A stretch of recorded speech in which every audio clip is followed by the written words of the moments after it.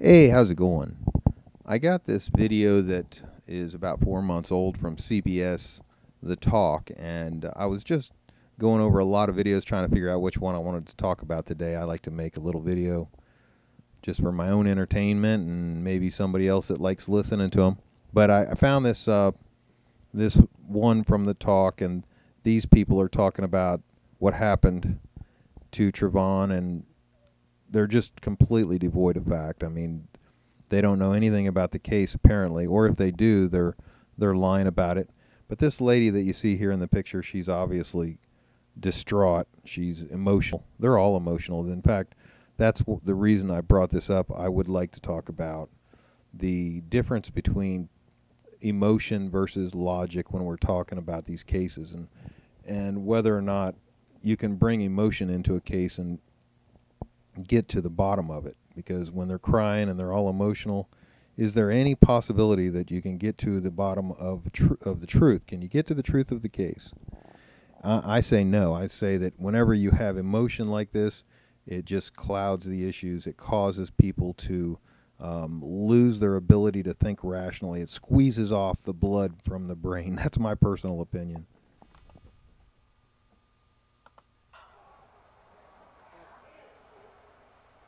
And it turns out the teenager wasn't carrying a weapon. He was just carrying some candy and some iced tea. Police say they do not have enough evidence to arrest Zimmerman, and Zimmerman strongly denies he did anything wrong. So you can hear the audience, and they're like, oh, because the police didn't arrest George Zimmerman, because they did have plenty of evidence. They had witnesses. They had George's face all bashed up. They took pictures. The damage to the back of his head where the skin was busted open, and the paramedic suggested that he go to the hospital to get stitches, and his nose was broken, blood all over his face. Nah, that wasn't a problem. And they're only concerned about this kid who happened to have iced tea and Skittles. Well, I don't care what he had. I don't care if he had cotton candy in his hands. If he jumps on a man and attacks him and puts him in fear of death, then even if he's a 17-year-old child, he is still responsible for his actions, and he will pay for his actions accordingly. So if that man felt threatened, he had every right to use all the force necessary to stop the attack.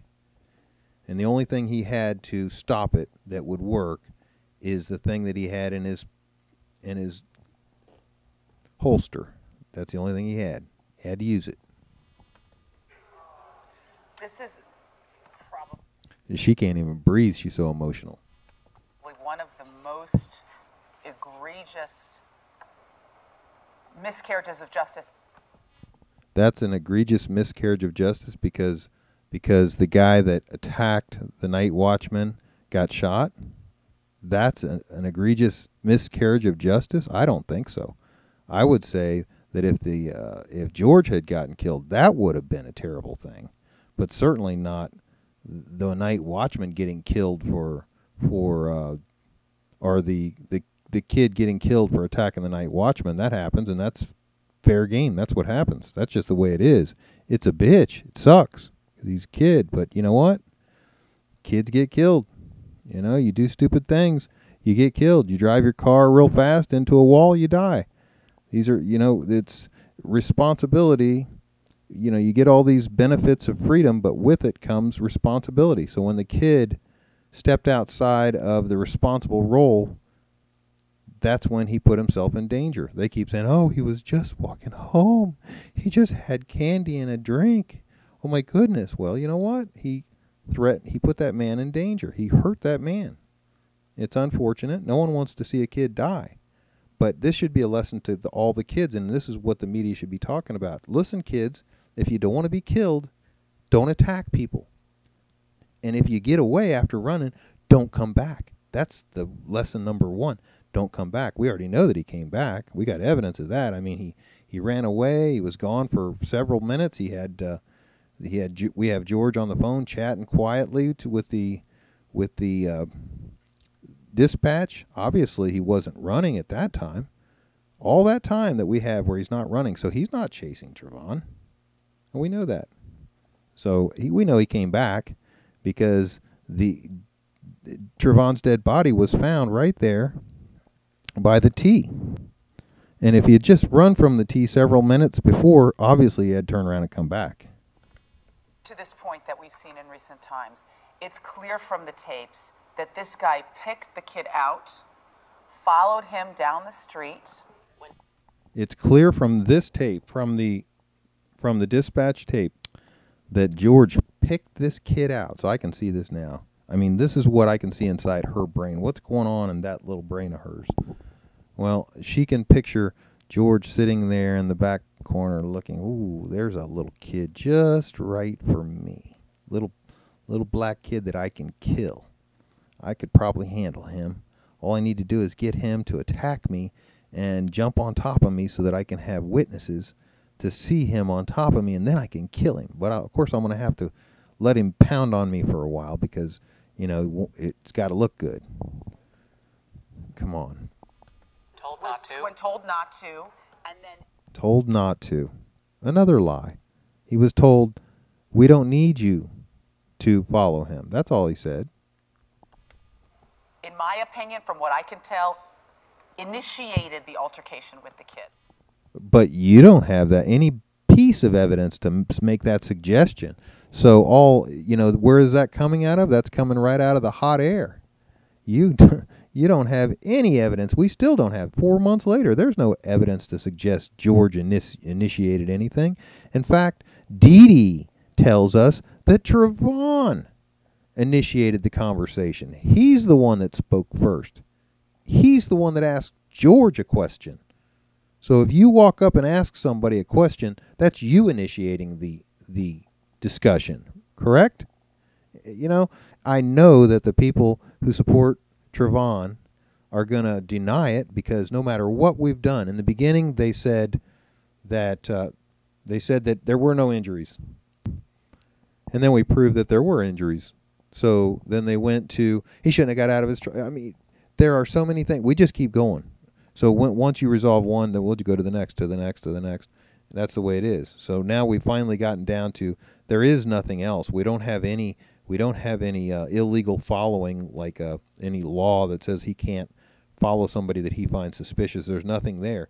They tried. They put it in the affidavit, but it didn't work. So super duper. That's a dead deal. They don't have any illegal activity on the part of George. And he had every right to be there. Now the question is, was he fearing for his life while Trayvon was pounding his head on the concrete? That's all we need to find out. That's it. You hear him on the tape say things like he had his hand in his waistband. Since when is that a crime? Since when is walking around with a hood up a crime? This is a kid who would... It's not a crime to put your hood up. It's a crime to attack people that you find are making you nervous. If you see somebody walking behind you and they're making you nervous and you attack them, well, they have the right to kill you. Just remember that. And that should be very clear to all you young people who support Trayvon. Understand that. You want to live? Don't attack people. This is a fact. Whether you're right or wrong, you will be dead. Had a right to be where he was. This guy, I think it's clear he was racially profiled by this guy. That's proven wrong. And so I'm hoping that lady would definitely go to George and his family and apologize after we know that George is not only not a racist, but he mentors black youths. He's supported black people in the face of the black community, where the black community would refuse to support a black man that was homeless because of some issue. I mean, George is the guy that was there for the blacks when they needed it. But now look what happens. You've got a lot of black people that just hate him based on what they've heard on this kind of thing. They see this video. I mean, look at this lady's face. So if you were a black man And that, you know, you limited people work, so they only get a little time to see TV. So they flip on their TV. This is what they see.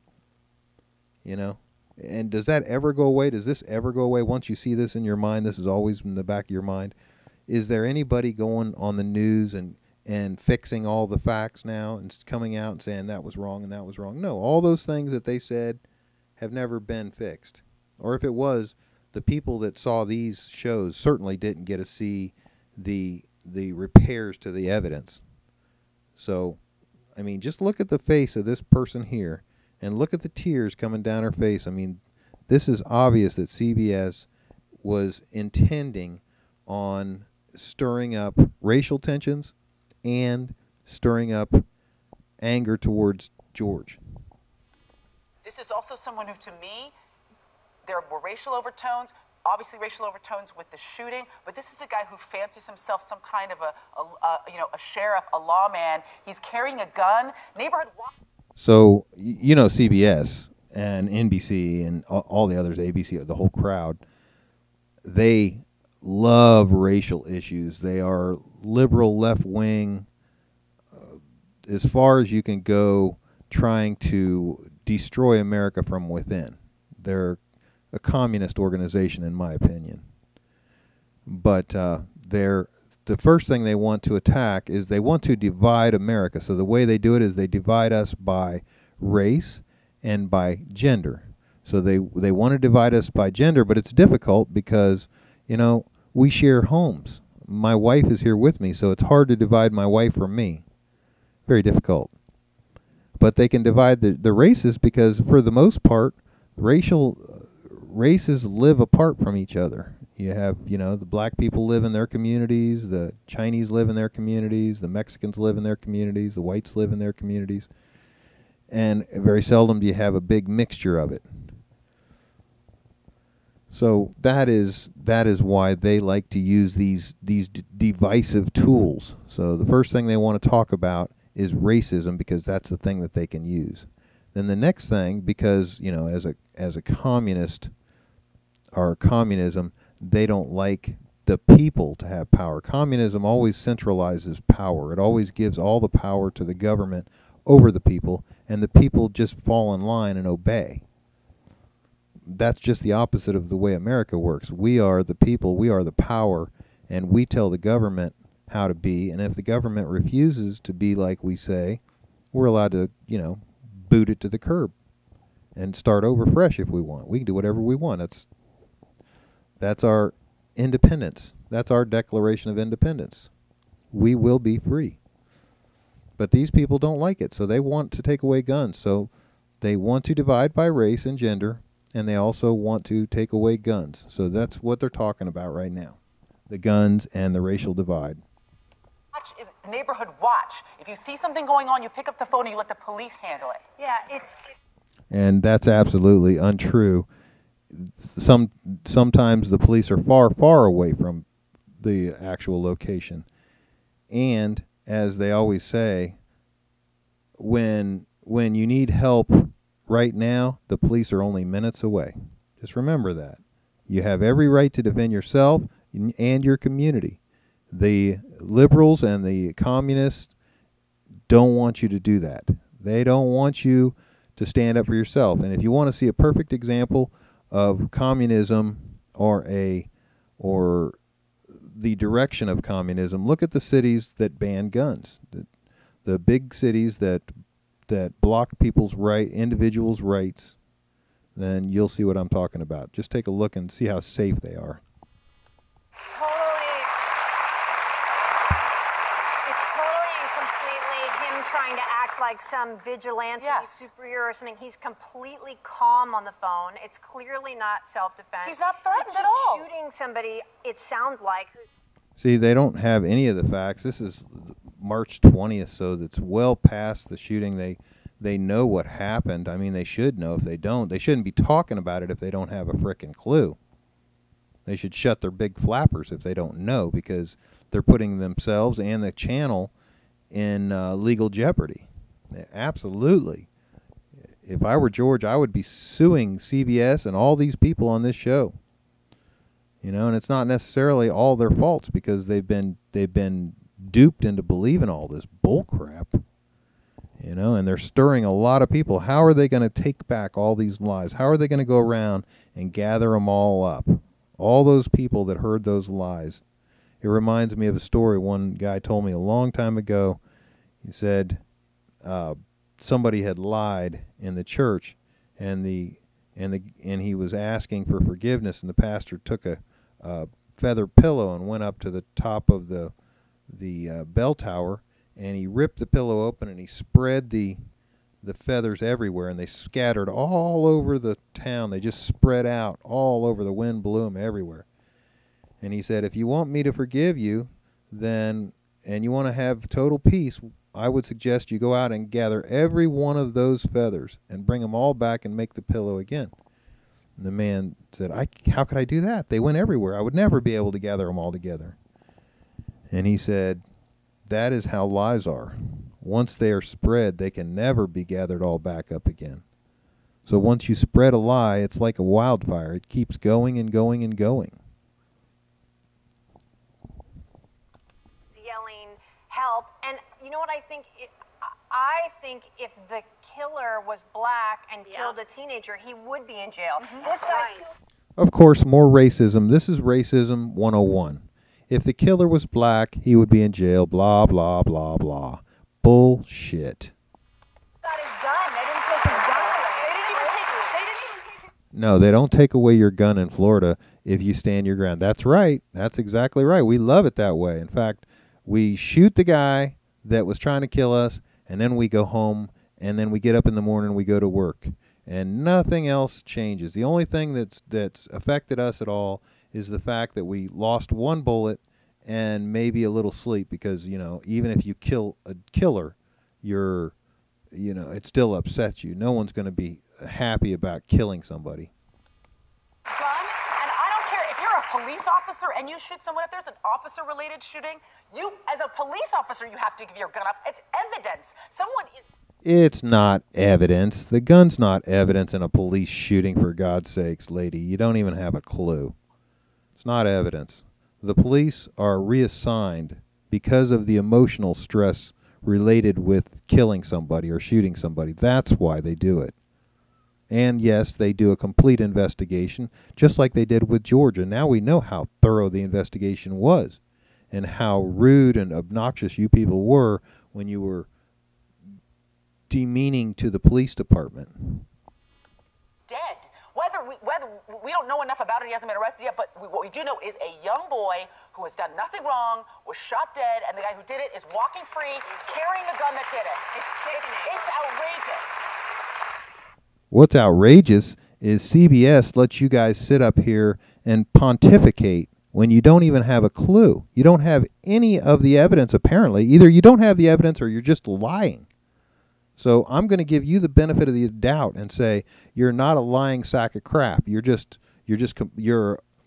a misinformed sack of crap that decides to spread your vile on the television as if you have any bit of clue.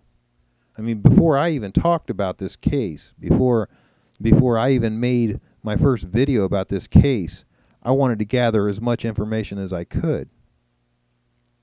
That's the correct way. You wait until you get as much information. And if you are going to talk about it, you talk about it in general terms with the openings, acknowledging that you don't know, that you don't have a frickin' clue. But that's not what's happening here. I mean, you've got an audience that's freaking out. And look at this lady. I mean, she is having a conniption. Look at her. She's bitter. They're all bitter. At least she's not pouring out crying. But she's bitter, and she's obviously uninformed based on her statements.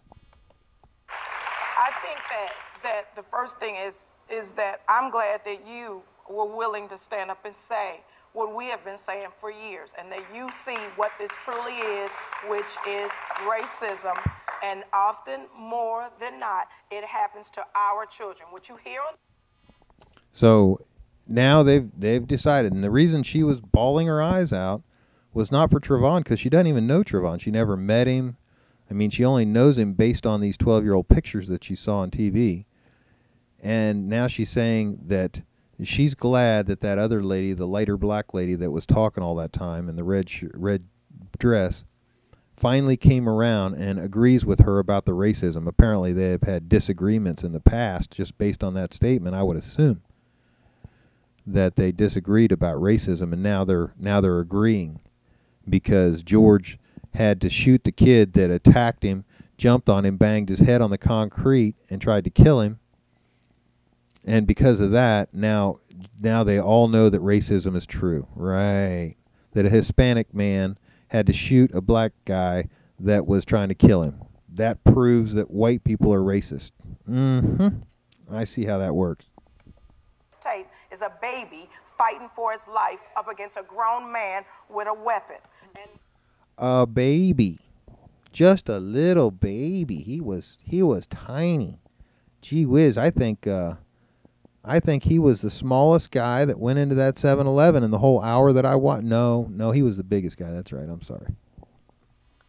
what is really the thing that we need to commend the Justice Department, the FBI, and the grand jury for is the system is going to work. Yeah, there was no grand jury because Corey decided not to call one because she knew a grand jury would say, pfft. The FBI already ruled that there is absolutely no racism involved, and the Justice Department is out of it. Everybody stepped back now. Everybody's realized that they were full of crap, and you're full of crap. All you guys were full of crap. CBS was full of crap. CBS was full of crap for bringing it out and trying to stir these tensions. They thought that they were going to force the hand of Florida. Well, guess what they did? They forced it, all right, and Florida acted. And because of that action, now George has huge lawsuits against these people. They're gonna really have a hard time dealing with these lawsuits, and his family is going to also have a lot of income from that for years to come. Their entire life is now on hold. They'll never be able to work again. So all their living will come from the media and all the people who did these kind of shows. Because there were protests, and that's our right as Americans. This is an American story. So don't just think that this is a black story, because this happens. And you can see that, she doesn't get emotional when she's talking about it, but, when she said, this is an American story. This isn't just a black story. But when she says the word black, I mean, she just almost breaks down. She's really, she's losing it. This is an American story. So don't just think that this is a black story, because this happens to Americans every day. That's right. George was the American that got beat up. George was the one that suffered the most in this case because he is still suffering. Trayvon's not suffering, but George is suffering. And George is suffering unjustly because of these people and all the rest of the media that decided to crucify him on TV. And if we don't stand together, how are we going to protect our children? When did candy and iced tea ever become a weapon? This child. The candy and the iced tea weren't the weapon, although I don't know that he didn't use that iced tea can on George, because George did say that it felt like he was getting hit by rocks. But I would say that his fists were definitely weapons. His using the sidewalk to bang George's head made the platform a weapon. And any other thing that he wanted to use. I mean, you can use elbows, you can use forearms, you can use, I don't know if you've watched any MMA fighting, but you can see some serious damage being done.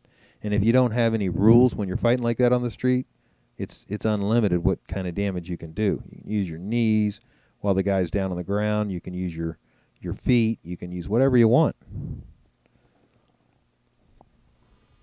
You should have been able to walk wherever he was going to go and not have to worry about being shot. Well, if he wouldn't have attacked George, he could have kept on walking and not been shot.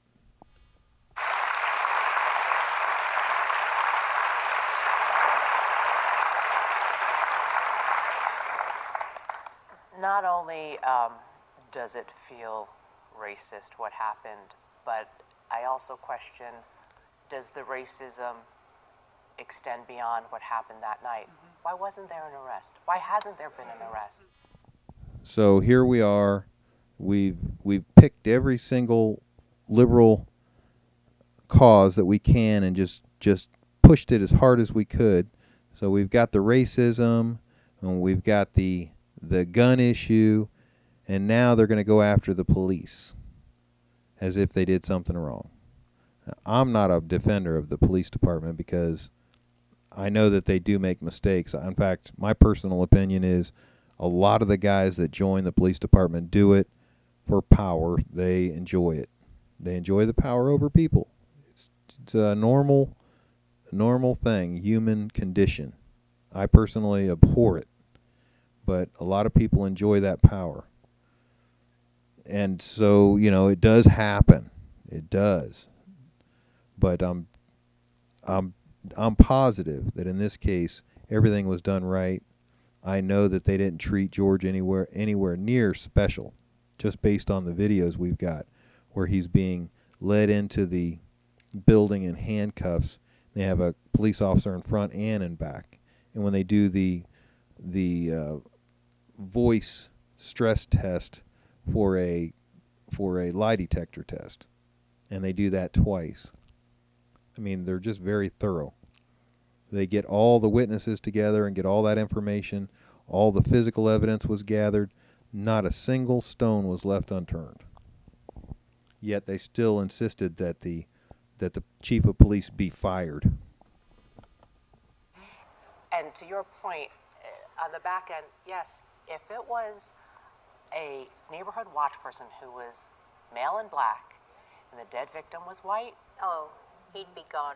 there would be an arrest. There would be an arrest. And of course, that was the point they made earlier, that had it been a black shooter, you can guarantee that a black shooter would be arrested no matter what. But that is a straight out lie, and we know it because there's many people that happen to have black skin that also happen to have defended themselves and been released in the same way.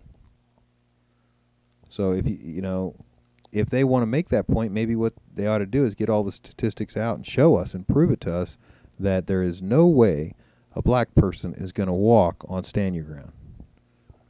Now, we know better because that guy that just right after the Trayvon shooting, the guy shot that kid when he was walking on the sidewalk, and the guy was driving out of the drive-through, and the kid swung at him in his car, and he shot him and killed him. And he got Stand Your Ground, and I supported him, and so does all the other people who support Stand Your Ground.